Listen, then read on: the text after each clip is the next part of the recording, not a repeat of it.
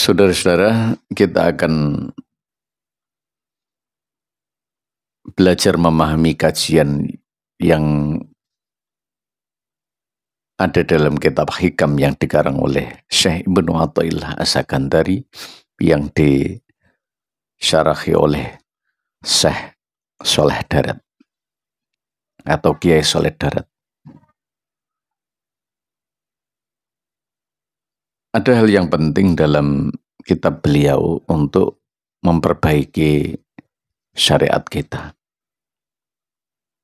Karena tasawuf itu adalah sebuah keilmuan untuk memperbaiki hati. Syariat adalah keilmuan untuk menyempurnakan agama kita. Syarah Hikam yang ke-31 kita akan meneruskan, semoga bisa manfaat dan istiqomah. Apa itu penjelasan beliau yang harus kita teliti? Ukhruj min awsofi basyariyatika. Keluarlah dari sifat-sifat kemanusiaanmu. Ini artinya adalah kita disuruh untuk melepaskan dari sifat kemanusiaan yang tidak baik. Apa sifat kemanusiaan yang tidak baik itu? Merasa lebih baik, sok mengatur Tuhan, merasa lebih daripada yang lain, ya, merasa sombong, merasa hasud, dan semua hal-hal yang bertentangan dengan kehambaan. Angkulli waswin munaqidhin liubudiyatika. Yang dimaksud dengan sifat basyariyah, kemanusiaan itu adalah yang disuruh keluar dari sifat kemanusiaan itu adalah sifat-sifat yang bertentangan dengan penghambaan kita kepada Allah. Penghambaan itu apa saja? Penghambaan itu adalah merendah diri karena seorang hamba. Penghambaan itu artinya kita harus bertawadhu kepada Allah, bertadarru kepada Allah, bertawakal kepada Allah. Itu hamba.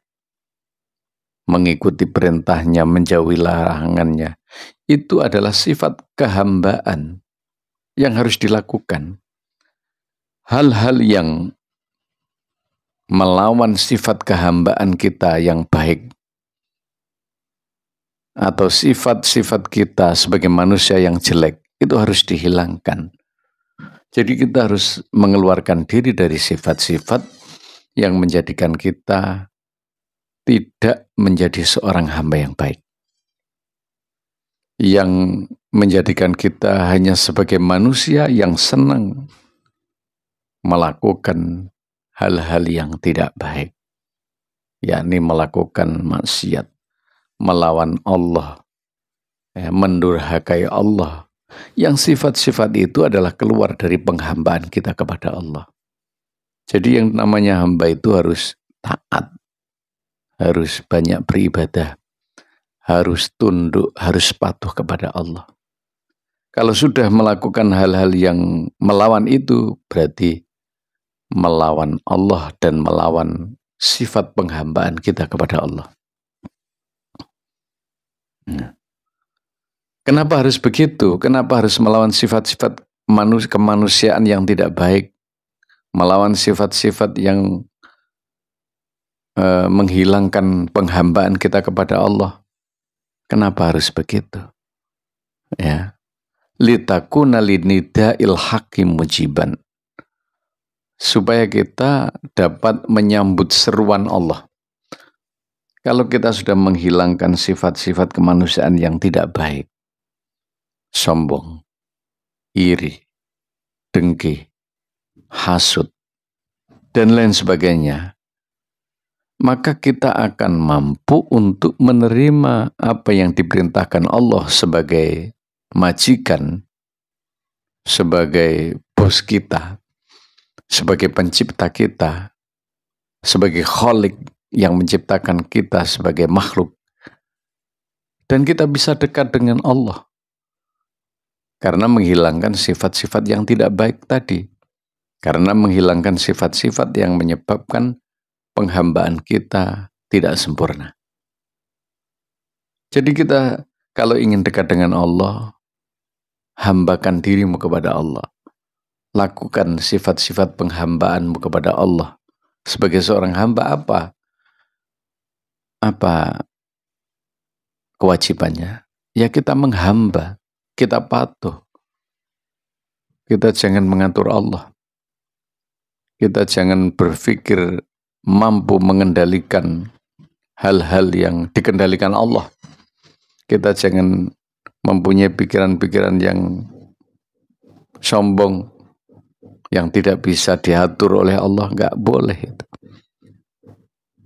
Nah, dalam pengajian ini kita disuruh untuk menghilangkan sifat-sifat negatif sebagai manusia tersebut, lalu kita akan menjadi hamba, lalu kita akan dekat dengan Allah. Jadi inti tahapannya adalah kalau kita ingin dekat dengan Allah sebagai hamba yang baik, maka hilangkan sifat-sifat kemanusiaan yang tidak baik. Sifat-sifat kesombongan, sifat-sifat iri, dengki, dan sifat-sifat yang sok mengatur Tuhan, dihilangkan semua. Sehingga kita nanti akan menjadi orang-orang yang baik. Sehingga kita akan menjadi hamba yang taat dan patuh kepada Allah. Sehingga kita menjadi dekat kepada Allah. Sehingga Allah akan memberikan semua kasih sayangnya kepada kita.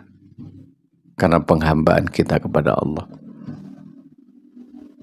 Kata Allah, "Wa ma khalaqtul jinna wal insa illa liya'budun." Kami tidak akan menciptakan jin dan manusia kecuali menyembah kepada liya'budun, kecuali menyembah.